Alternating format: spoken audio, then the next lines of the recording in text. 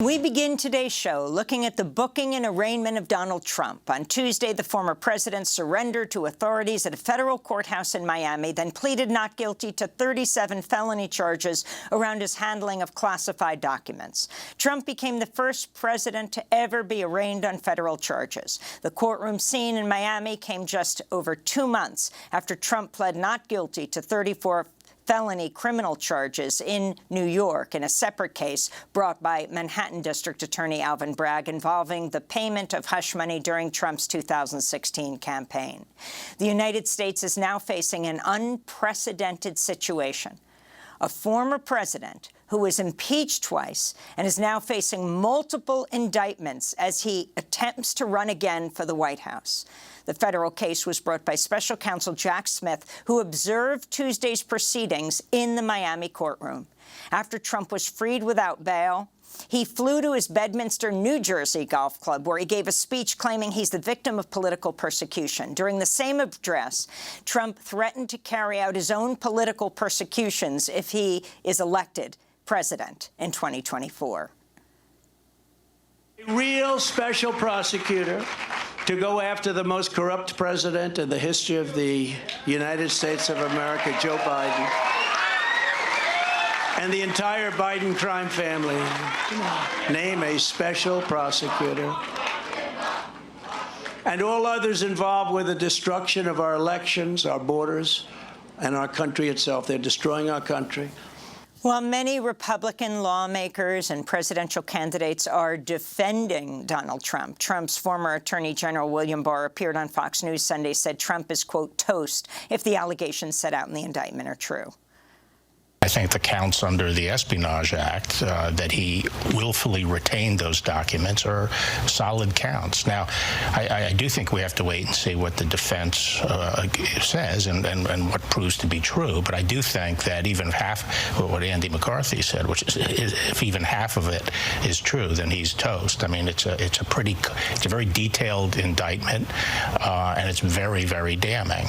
To talk more about the arraignment of Donald Trump, we're joined by Noah Bookbinder, president of Citizens for Responsibility and Ethics in Washington, or CREW. He's formerly prosecuted public corruption cases for the Department of Justice. Noah, welcome to Democracy Now! Can you respond to what happened yesterday in that Miami courtroom? Is it fair to say that President Trump was arraigned and arrested? Is that accurate? It is accurate as a technical matter. He came in, he was arraigned. He wasn't arrested in the sense of being picked up at his house and hauled in or anything like that. But he was processed, booked as part of having been charged in federal court. And that's an extraordinary thing. That's never happened to a former president of the United States. It is something that I think those of us who have been watching former President Trump carefully for a number of years have foreseen, because he's someone who committed or at least was credibly alleged to have committed so many offenses in the course of his presidency and his run for the presidency and his run for re-election, that in some ways this felt inevitable. But what an extraordinary thing to happen in the United States. Well, talk about how extraordinary it was, how unusual this is, and the significance of this. Yeah, absolutely. I mean, I think a lot of it starts with the indictment itself. It's really a remarkable document, even for somebody who's read a lot of federal criminal indictments. This was like nothing I'd ever seen before. It spells out how significant these documents were that Donald Trump had in his possession at Mar-a-Lago and knowingly had. These were nuclear capabilities of the United States and allies. They were potential military plans. So that's extraordinary. These scenes that are described in the indictment of Donald Trump showing highly classified documents to somebody from his political action committee, to journalists that he was meeting with, people with no clearance, and talking about how these were secret documents that were classified that he really shouldn't be showing. It's a scene that's hard to imagine with the President of the United States. The sort of shocking description of boxes being moved at Donald Trump's instruction to hide them from his own lawyers and from the Department of Justice. It's like something from a movie rather than something from real life. There are the kind of incredible parts of that indictment going through all of the times that Donald Trump in 2016 talked about how important it was for a president to understand our laws about classified documents and to follow those and enforce them, showing that this is not somebody who didn't know what was going on here. And so it really is lays out a remarkable case. It has pictures of these boxes, including classified documents, on the stage in the ballroom at Mar-a-Lago. It is a remarkably crafted indictment that sets out a unique and kind of shocking set of facts. And in terms of the uniqueness of these charges, Noah Bookbinder, you've pointed out that Donald Trump was not charged with the retention of any of the documents. He returned voluntarily. So none of his charges are for the kind of conduct, for example, that President Biden or former Vice President Pence or others had of retaining documents for a period of time but then giving them back. Could you talk further about that?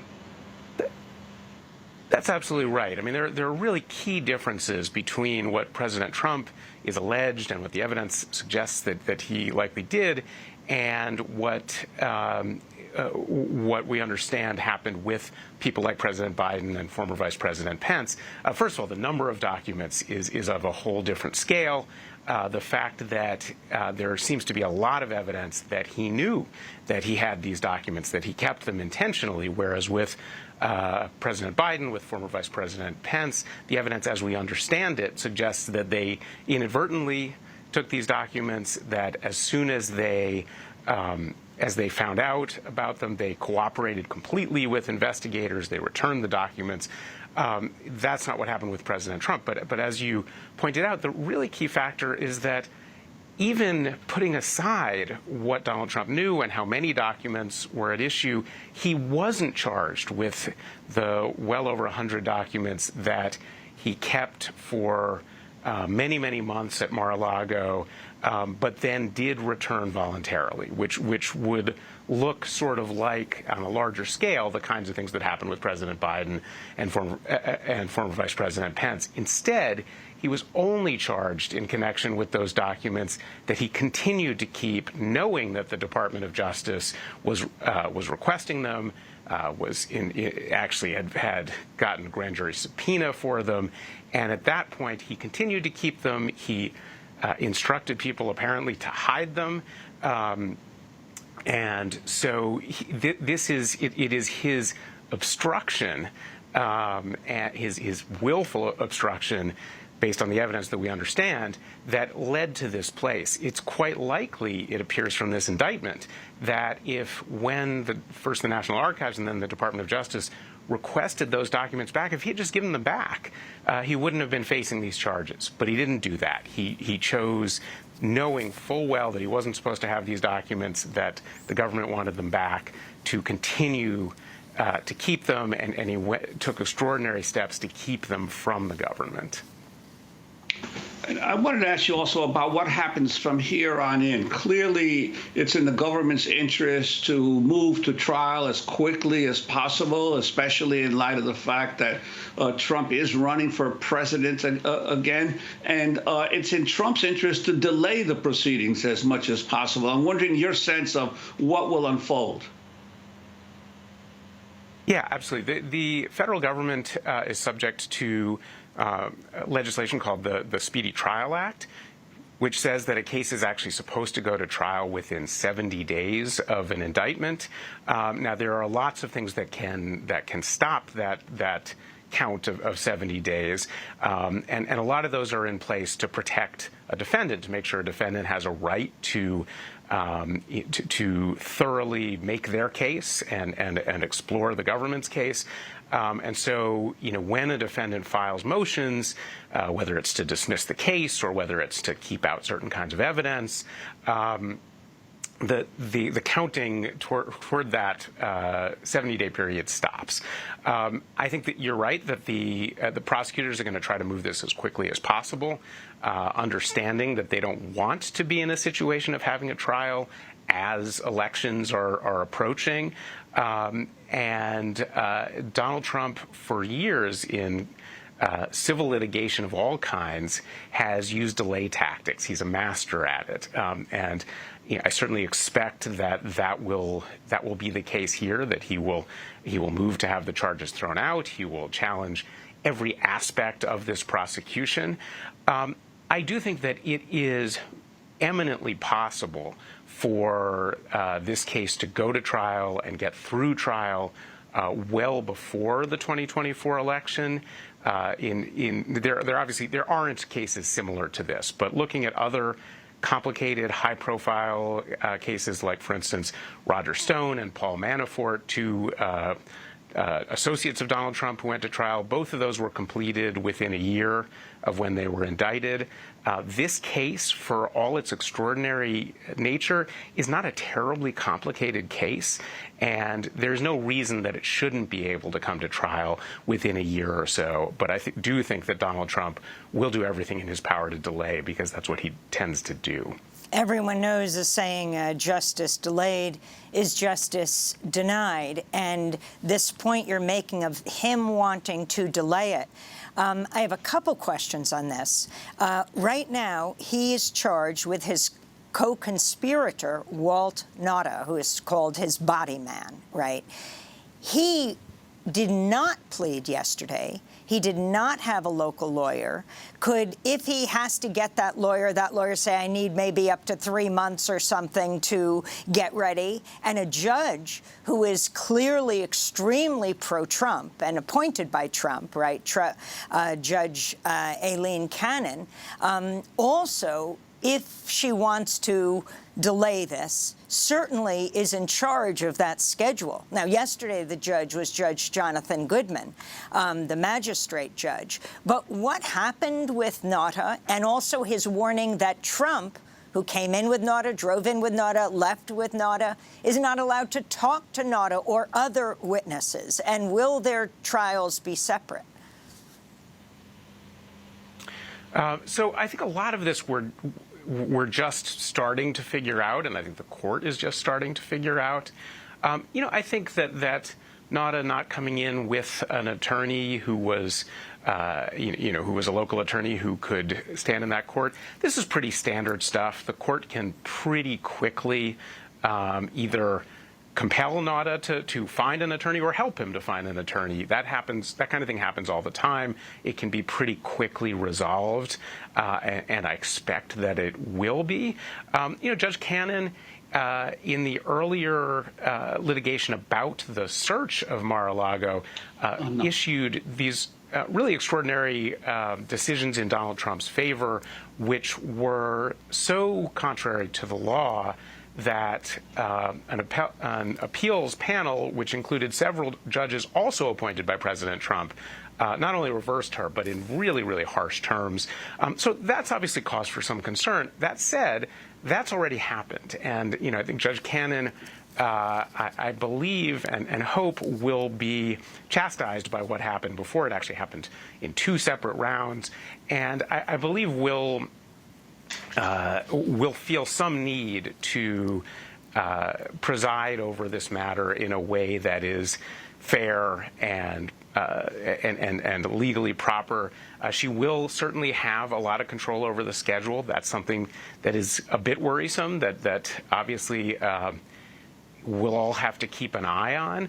But I think that Special Prosecutor Jack Smith will be watching closely, that if she does anything that seems out of line with the law, He will go back up to the 11th Circuit, to the Court of Appeals that oversees the district court in Florida, and I expect that they will not hesitate to act again if it gets to that point, which I hope that it doesn't.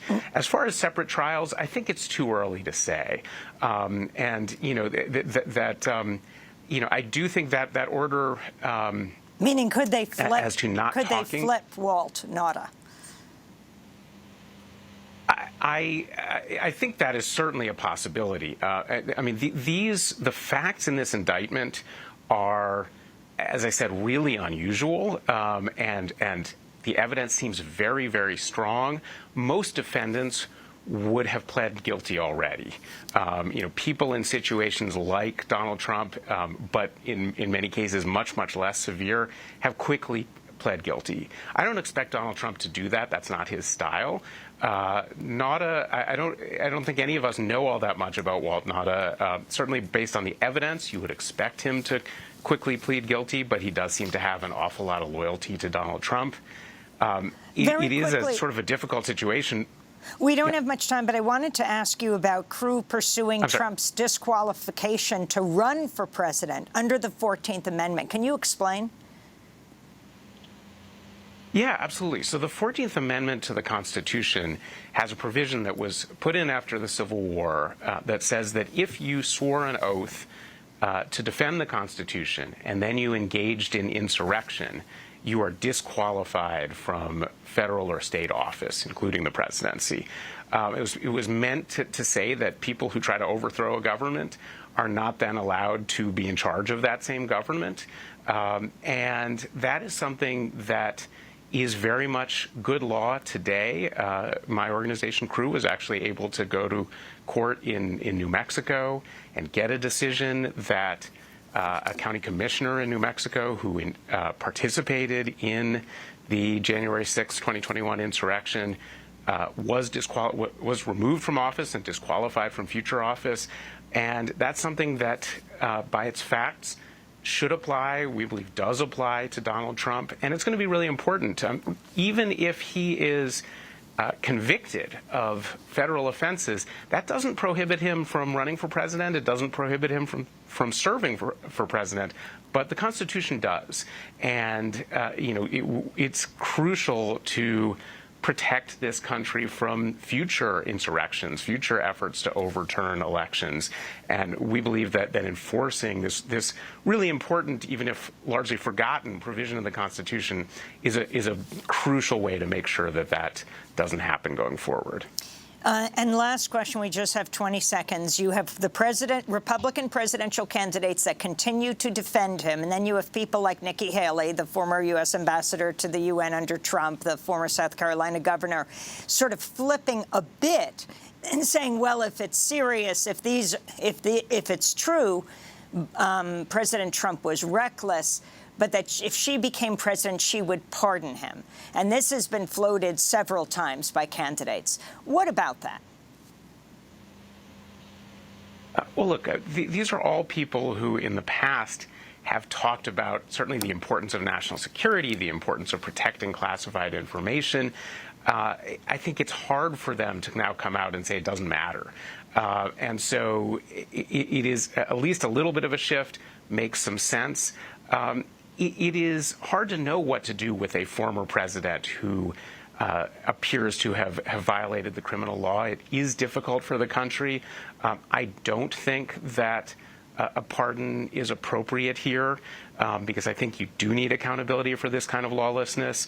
But it's good to see candidates at least struggling with these issues rather than simply defending Donald Trump at all costs. Noah Bookbinder, we want to thank you for being with us, President of Citizens for Responsibility and Ethics in Washington, or Crew, formerly prosecuted public corruption cases at the Department of Justice.